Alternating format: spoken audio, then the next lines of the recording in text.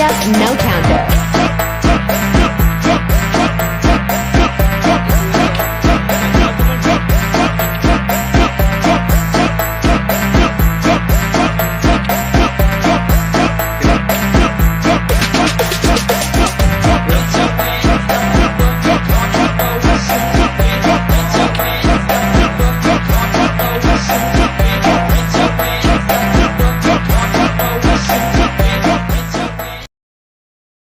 Assalamualaikum warahmatullahi wabarakatuh.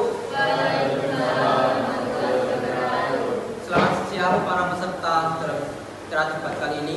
Terima kasih sudah hadir dalam debat kali ini. Perkenalkan, saya Abdul Mubarak sebagai moderator yang akan memandu jalannya debat pada kesempatan kali ini. Hari ini kita akan membahas topik yang sangat erat dengan kehidupan kita di era digital, yaitu perlukah ujaran kebencian di media sosial diatur untuk menjaga kualitas demokrasi. Sebagaimana kita tahu, media sosial memiliki pengaruh besar dalam kehidupan sehari-hari. Namun, ada perdebatan yang perlu kita telaah lebih dalam. Haruskah kebebasan berekspresi di media sosial dibatasi, atau justru dilindungi tanpa batasan? Untuk menjawab pertanyaan ini, kita akan mendengar perspektif dari tiap-tiap tim. Saya perkenalkan tim pro yang beranggotakan pembicara 1, Safira Arum Prawesti, pembicara 2, Ruli Putra Bakti, pembicara 3, Aura Cahya Agustina, akan berargumen bahwa pengaturan ujaran kebencian sangat penting untuk menjaga demokrasi dan mencegah perpecahan. Selanjutnya, tim kontra yang beranggotakan pembicara 1, Cristiana Putri Aprilia, pembicara 2, Muhammad Fauzi Al-Maulidi, pembicara 3, Tila Julian Tarania, akan menegaskan pentingnya kebebasan berekspresi, mengingat bahwa pembatasan yang ketat bisa merusak hak dasar tersebut. Selanjutnya saya perkenalkan tim netral yang beranggotakan pembicara 1, Denny Nur Rahma, pembicara 2, Nadine Oktaviani Putri, pembicara 3, Handika Pranita Markus Sigalinggi, yang akan menawarkan sudut pandang tengah mempertimbangkan kedua sisi argumen yang telah disampaikan antara kebebasan berekspresi dan aturan yang diperlukan. Baiklah, inilah perkenalan dari tiap-tiap tim. Sebelum saya memulai debat, saya membacakan tata tertib debat agar diskusi kita berjalan dengan cepat bagaimana semestinya. Pertama, setiap tim akan diberi kesempatan menyampaikan argumen dalam waktu 10 menit. Akan diawali oleh tim pro terlebih dahulu, diikuti tim kontra dan netral. Kedua, setelah setiap tim menyampaikan argumennya, kita akan memiliki sesi tanya jawab antar tim. Tiap tim dapat mengajukan satu pertanyaan kepada tim lain secara bergantian. Pertanyaan harus jelas, singkat, dan tidak boleh bersifat menyerang pribadi. Waktu yang akan diberikan untuk menjawab pertanyaan ialah 5 menit per jawaban. Ketiga, selama sesi tanya jawab, semua tim harus menjaga kesopanan. Interupsi atau memotong pembicaraan tidak diperbolehkan. Setiap tim harus menghargai pandangan yang telah diberikan dan memberikan argumen atau tanggapan dengan cara yang konstruktif. Keempat, moderator akan memberikan tanda ketika waktu berbicara atau hingga bagian habis. Jika waktu habis, tim harus segera menyelesaikan argumennya. Baik, itulah tata tertibnya. Sekarang kita mulai debatnya. Silakan tim pro pembicara 1 menyampaikan argumen terlebih dahulu. Ujaran kebencian seringkali menyebabkan polarisasi sosial dan dapat memicu kekerasan. Dengan adanya regulasi yang ketat, pemerintah dapat mengurangi potensi konflik dan meningkatkan kohesi sosial yang penting untuk keberlangsungan demokrasi. Mengatur ujaran kebencian bukan berarti membatasi kebebasan berbicara, tetapi lebih pada memastikan bahwa kebebasan tersebut digunakan dengan cara yang tidak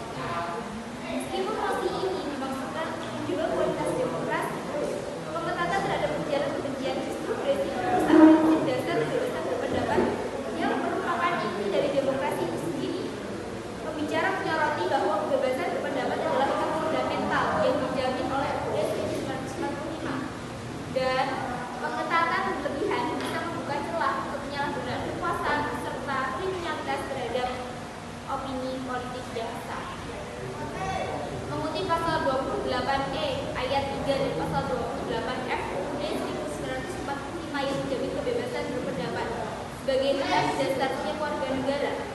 Menurut pembicara, kebebasan berpendapat adalah pilar utama dalam setiap demokrasi. Demokrasi yang sehat membutuhkan ruang untuk berdebat dan mengkritik kebijakan pemerintah. Pendekatan terhadap ujaran kebencian yang terlalu ketat bisa menciptakan suasana ketakutan dan membatasi hak untuk mengkritik, yang pada akhirnya merugikan kualitas demokrasi. Kami mengingatkan bahwa kebebasan berpendapat adalah hak yang tidak boleh dicabut begitu saja, kecuali dengan kasus yang sangat terbatas seperti ancaman nyata terhadap keselamatan publik yang dan ketertiban. Menurut data laporan BPS dan Kominfo tahun 2022 menyebutkan bahwa sekitar 40% kasus pelaporan di media sosial yang masuk di Kominfo berkaitan dengan masalah ujaran kebencian, namun tidak semua komentar tersebut adalah ujaran kebencian. Dalam arti sesungguhnya, dan ini juga mendapat sulitnya mendefinisikan dan menanggulangi ujaran kebencian tanpa menentukan kebebasan berpendapat. Izin moderator, saya dari pembicara 1 dari tim Mitra ingin menyampaikan argumen. Menurut saya, kebebasan berbicara merupakan salah satu fondasi utama dari negara demokrasi. Tanpa kebebasan berbicara, masyarakat tidak dapat mengekspresikan pendapat mereka. Tanpa kebebasan berbicara pula, masyarakat tidak akan dapat mengekspresikan kritik terhadap pemerintah atau berdiskusi tentang isu-isu penting yang sedang terjadi. Karena kebebasan berbicara ini dapat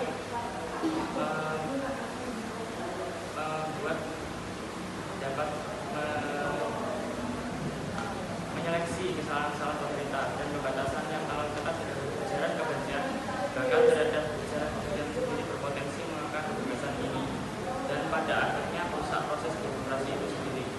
Oleh karena itu penting untuk mempertimbangkan apakah ada regulasi tambahan yang benar-benar diperlukan atau jika ada risiko bahwa pembatasan ini justru akan menghambat prosesnya demokrasi.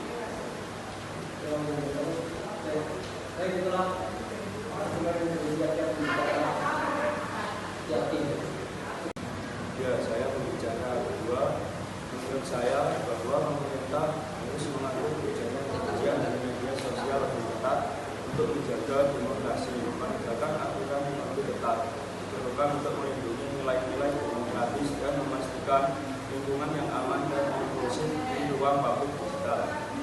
Ujaran kebencian dapat mengancam hak-hak individu, termasuk hak untuk merasa aman dan dihormati. Dengan mengatur ujaran kebencian secara ketat, pemerintah dapat melindungi kelompok rentan dari diskriminasi dan kekerasan. Terima kasih untuk moderator. Fondasi demokrasi. Kebebasan mengartikan merupakan salah satu pilar utama dalam demokrasi di negara kita. Tanpa adanya kebebasan untuk berbicara, suara rakyat tidak dapat didengar dan diakomodasi. Kalau regulasi akan diperketat lagi, suara rakyat akan tenggelam dan tidak didengar oleh perwakilan rakyat. Dengan menangguhkan kebebasan berpendapat melalui pengetatan yang berlebihan, kita berisiko menciptakan klimak yang ketakutan, di mana orang enggan menyuarakan pendapat mereka karena takut dianggap melanggar hukum dan dituntut. Ini justru mengurangi kualitas demokrasi yang bergantung pada keterbukaan dan perbedaan pendapat. Terhadap kebijakan pemerintah atau masalah sosial tidak selalu bermuatan kebencian atau merusak persatuan. Membatasi kebebasan berpendapat dengan ulasan menangani ujaran kebencian bisa menguburkan batas antara kritik yang sah dan ujaran kebencian. Kami mengingatkan bahwa kritik yang sah dan konstruktif adalah bagian dari checks and balance dalam sistem demokrasi.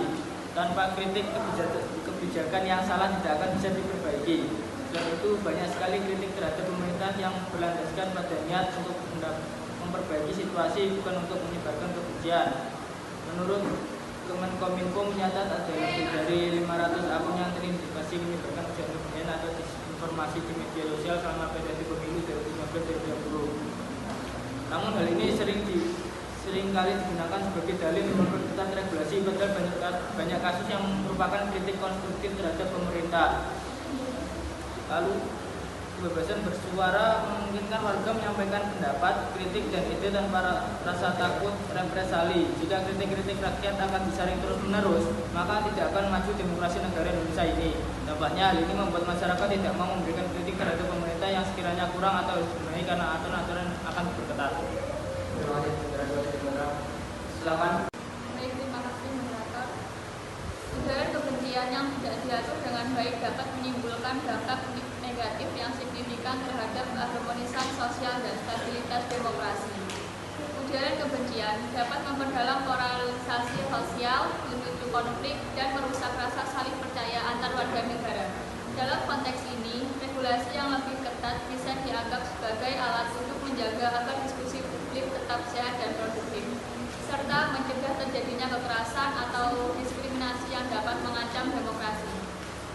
Terima kasih moderator. Regulasi ketat memberikan tekanan pada platform untuk lebih proaktif dalam memodernisasi konten dan mencegah penyebaran ujaran kebencian, memastikan bahwa mereka tidak hanya mengejar keuntungan tanpa mempertimbangkan dampak sosial.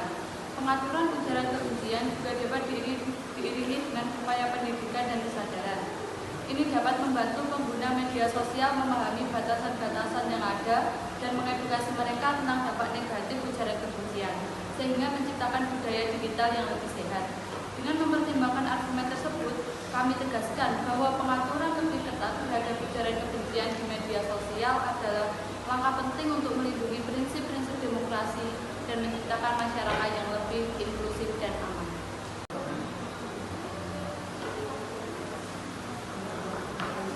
Menurut saya, jika aturan mengenai ujaran kebencian diperketat, ini bisa menjadi alat bagi pemerintah atau pihak berwenang untuk membungkam kritik. Pemerintah yang otoriter bisa menggunakan aturan ini sebagai justifikasi untuk menghapus kritik publik yang sah, mengurangi pengawasan terhadap kebijakan mereka, dan melemahkan kontrol demokrasi. Aturan yang ketat, jika tidak diimbangi dengan mekanisme kontrol yang tepat, dapat melemahkan kualitas demokrasi, justru dengan menciptakan peluang penyalahgunaan kekuasaan oleh pemerintah untuk menekankan kebebasan berekspresi masyarakat. Saya mempunyai salah satu data dari laporan The Economist Intelligence Unit tahun 2022, menunjukkan bahwa negara-negara dengan kebebasan berpendapat yang lebih tinggi, seperti Norwegia dan Islandia, memiliki kualitas demokrasi yang lebih baik daripada negara-negara dengan aturan ketat soal ujaran kebencian. Jadi kesimpulannya, meskipun penting untuk melindungi demokrasi dari ujaran kebencian, aturan yang terlalu ketat dalam menimbulkan risiko yang lebih besar terhadap kebebasan berekspresi. Penting untuk mencari keseimbangan antara melindungi demokrasi dan menjaga kebebasan berekspresi. Pendekatan yang lebih komprehensif yang melibatkan edukasi, dialog, peran dan platform media sosial mungkin lebih efektif dalam mengatasi ujaran kebencian. Dengan pemaparan saya tersebut, maka kami secara tegas menolak mosi perdebatan pada hari ini. Terima kasih. Silakan dilanjut pembicara 3 dari tim netral. Terima kasih moderator. Tim netral mengusulkan bahwa solusi terbaik adalah menemukan keseimbangan antara kebebasan berbicara dan kebebasan untuk mengatur ujaran kebencian. Regulasi yang diterapkan harus cukup ketat untuk menjaga dampak negatif dari ujaran kebencian. Namun juga harus fleksibel agar tidak memerlukan kebebasan berbicara. Ini dapat dicapai melalui proses yang transparan dan partisipatif, di mana aturan-aturan yang dibuat melibatkan masukan dari berbagai pihak, termasuk masyarakat sipil, akademisi, dan organisasi hak asasi manusia. Terima kasih. Baik, itulah. Terima kasih kepada tim pro, tim kontra, dan tim netral atas penyampaian argumen yang sangat jelas. Sekarang kita memasuki sesi tanya jawab antar tim. Dalam sesi ini, tiap tim akan diberikan kesempatan untuk mengajukan pertanyaan kepada tim lain, dan tim yang ditanya akan memiliki waktu untuk memberikan jawaban. Setiap tim dipersilakan untuk mengajukan maksimal 2 pertanyaan secara bergantian. Saya ingatkan sekali lagi, pertanyaan harus singkat dan jelas serta tidak boleh menyerang secara pribadi. Jawaban juga diharapkan padat dan langsung ke intinya, dengan batas maksimal 5 menit per jawaban. Saya awali. Silahkan tim pro mengajukan pertanyaan pertama kepada tim kontra atau tim netral. Ya, saya pembicara kedua di sini bertanya. Tim oposisi berpendapat bahwa pengaturan ketat juga diperlukan, tetapi bagaimana mereka mengusulkan cara yang efektif untuk menegakkan kebijakan yang saat ini agar lebih efektif dalam mengurangi ujaran kebencian. Bentar, izin bertanya. Pembicara dua mengajukan pertanyaan ke tim kontra atau tim netral. Baik, saya akan menjawab daripada pertanyaan oleh pembicara 2 dari tim pro. Untuk mengurangi ujaran kebencian dengan cara yang lebih efektif, pertama dengan pendidikan dan kesadaran publik. Meningkatkan program pendidikan yang mengajarkan pentingnya toleransi keragaman dan dampak negatif dari ujaran kebencian, kampanye. Lalu yang kedua, mendorong diskusi yang sehat, mendorong dialog yang konstruktif dan ruang diskusi komunitas lokal. Mendiskusikan isu-isu sensitif ini bisa mengurangi ketegangan dan membangun pemahaman antar kelompok.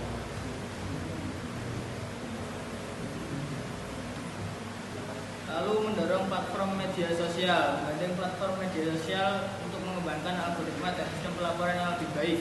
Platform yang seharusnya aktif dalam mengidentifikasi dan menghapus konten yang mengandung ujaran kebencian serta memberikan transparansi tentang tindakan yang diambil.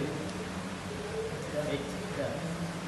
Terima kasih atas jawabannya. Izin bertanya, tim pro, bagaimanakah Anda memastikan bahwa pengetatan terhadap ujaran kebencian tidak disalahgunakan untuk menekan suara-suara yang mengkritik kebijakan pemerintah atau individu yang berseberangan dengan kelompok yang berkuasa? Terima kasih. Silakan Prof. Izin menjawab pertanyaan tim kontra agar pengetatan terhadap ujaran kebencian di media sosial tidak disalahgunakan, maka pemerintah dapat membuat kebijakan transparansi dan akuntabilitas. Proses hukum terkait penanganan ujaran kebencian tersebut harus transparan dan lembaga yang mengawasinya harus akuntabel. Mekanisme pengawasan yang independen dapat membantu mencegah penyalahgunaan hukum oleh pihak-pihak yang ingin membungkam kritik. Dengan adanya kebijakan ini, kita bisa meyakinkan bahwa langkah-langkah untuk memerangi kebencian tidak disalahgunakan untuk menghambat kebebasan berpendapat, melainkan tetap fokus pada melindungi masyarakat dari ancaman nyata seperti kekerasan atau diskriminasi berbasis kebencian.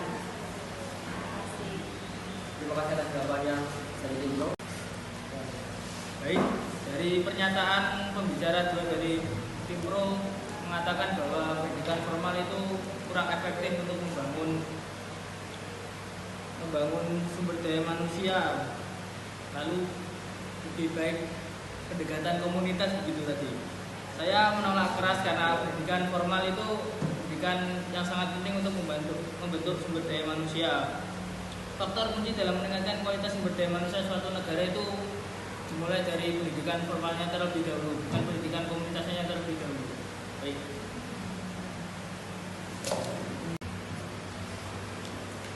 Tadi kan dikatakan, saya mengatakan bahwa lebih baik di komunitas dan keluarga. Itu maksudnya untuk mempelajari tentang ujaran kebencian, bukan soal pendidikan yang ada di sekolahnya. Jadi koyo sudah beda sih.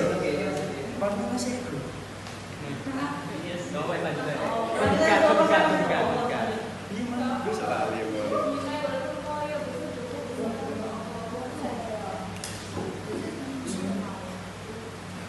Ini gak bahas sumber daya manusia nih bro. Ini bahas apa? Jadi kan bisa dipelajari ini. Oh iya.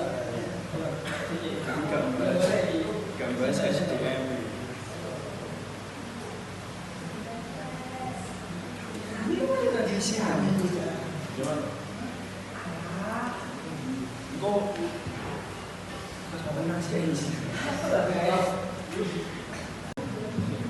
Baik, tadi pernyataannya tentang ujaran kebencian itu biasanya menyangkut pautkan kepada kepribadian dari seseorang atau karakter seseorang.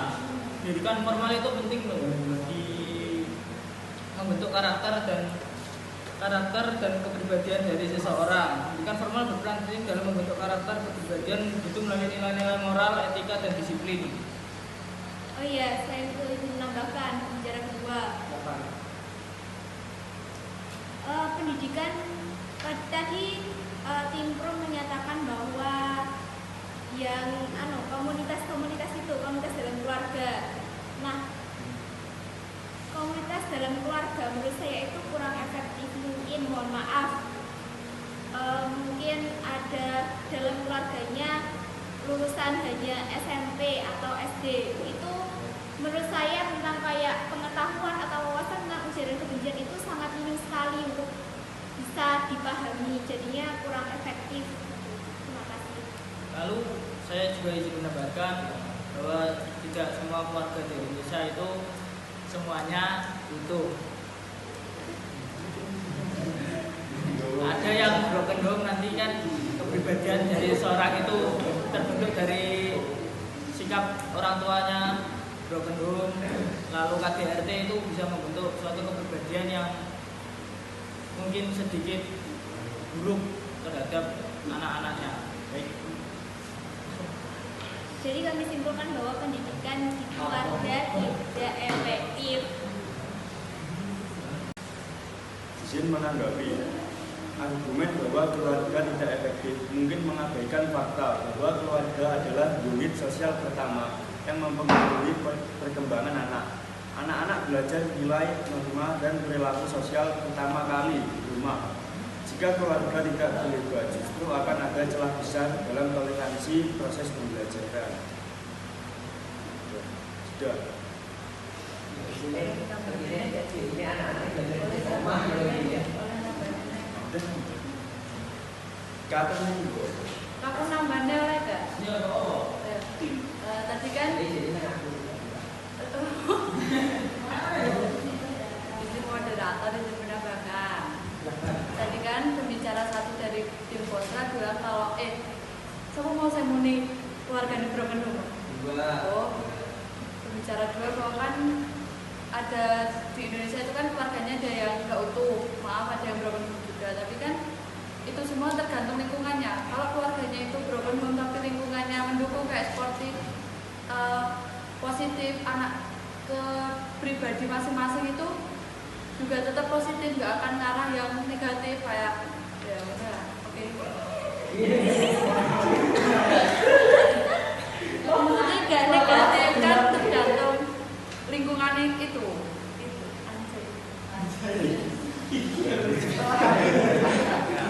tergantung lingkungannya.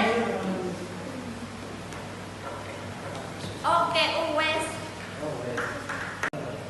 Baik, tadi pernyataan yang disampaikan pada Timpro menyatakan bahwa keluarga itu merupakan lingkungan pertama untuk membentuk suatu karakter dan pribadi seseorang. Lalu pembicara ketiga dari Timpro mengatakan bahwa seseorang yang keluarganya itu mohon maaf broken home atau berpisah itu tidak menjamin seseorang itu akan berperilaku buruk karena tergantung daripada lingkungannya.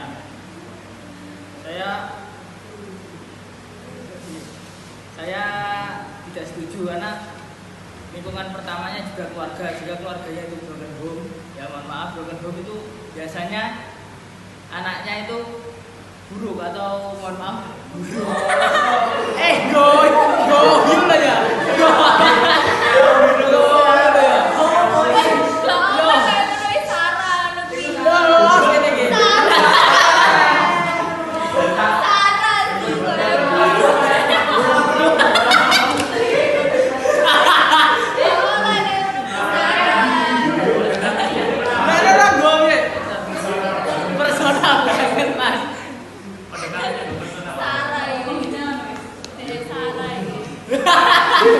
Penghina. Apa di mana? Saya orang iso no. Nak mana setuju? Nah iya. Kan di mana ya? Oh iya. Kan guyu kayak. Oke. Nah, kembali ke topik. Itu biasanya anak-anak yang broken home itu kan terbawa dari emosi ayah atau ibunya. KDRT, cerai dan lain-lainnya itu bisa membuat trauma tersendiri bagi anak tersebut. Lalu Lalu pembicara kedua tadi berargumen seperti keluarga itu merupakan lingkungan pertamanya. Ya benar sekali, keluarga itu merupakan lingkungan pertama dari terbentuknya karakter pribadi seseorang. Tapi pendidikan formal itu juga sangat penting bagi pembentukan karakter atau pribadi seseorang. Kemudian keluarga yang broken home itu bisa membuat dampak yang negatif di pertumbuhan karakter atau kepribadian seseorang. Seperti KDRT, perceraian itu bisa membuat trauma bagi seorang anak. Lalu pada saat pembicara juga menyatakan bahwa keluarga merupakan lingkungan pertama dari anak, benar sekali, saya setuju dengan itu. Tapi pendidikan formal sekarang banyak sekali yang full day, sekolahnya sampai sore itu biasanya jarang bertemu keluarga sekarang. Maka pendidikan formal itu juga penting bagi pembentukan kepribadian dan karakter dari seorang anak. Jadi dua faktor, yang pertama itu faktor keluarga dan faktor pendidikan formal itu sebenarnya dua-duanya sama-sama penting karena mempengaruhi tumbuh pola pikir anak. Oke, selesai. Baik, kami dari tim netral akan menengahi masalah yang ada di tim pro dan tim kontra.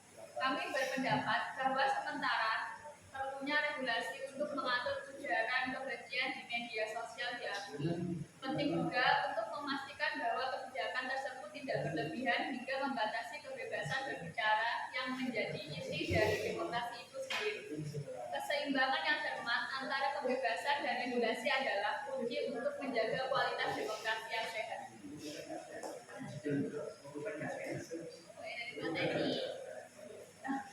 Baik, kita semua sudah sampai di penghujung acara debat. Terima kasih untuk tim pro, tim kontra, dan tim netral atas argumen yang sangat informatif dan mendalam. Saya akan menyampaikan kesimpulan debat hari ini. Dari tim pro, kita mendengar bahwa pengaturan ujaran dan media sosial dianggap penting untuk menjaga demokrasi dan melindungi masyarakat dari dampak negatif yang bisa memecah belah. Sedangkan dari tim kontra disampaikan bahwa kebebasan berekspresi adalah hak dasar yang harus dijaga dan pembatasan dalam kata justru bisa menjadi ancaman bagi demokrasi itu sendiri. Sementara tim netral memberikan perspektif seimbang, menekankan perlunya keseimbangan antara menjaga kebebasan berekspresi dengan batasan-batasan yang perlu untuk melindungi masyarakat dari ujaran kebencian. Dengan demikian, kita bisa melihat bahwa baik kebebasan berekspresi maupun perlindungan dari ujaran kebencian adalah dua hal yang penting dalam demokrasi, dan kita perlu mencari solusi yang tepat untuk menyeimbangkan keduanya. Saya harap diskusi ini bisa membuka wawasan kita semua dan mendorong kita untuk berpikir lebih kritis tentang isu seputar media sosial dan demokrasi. Terima kasih untuk semua tim, dan terima kasih juga untuk para hadirin yang telah hadir. Dengan ini saya menyatakan debat hari ini resmi ditutup. Semoga apa yang kita bahas hari ini bisa menjadi inspirasi dan masukan untuk yang lebih baik. Selamat sore, salam.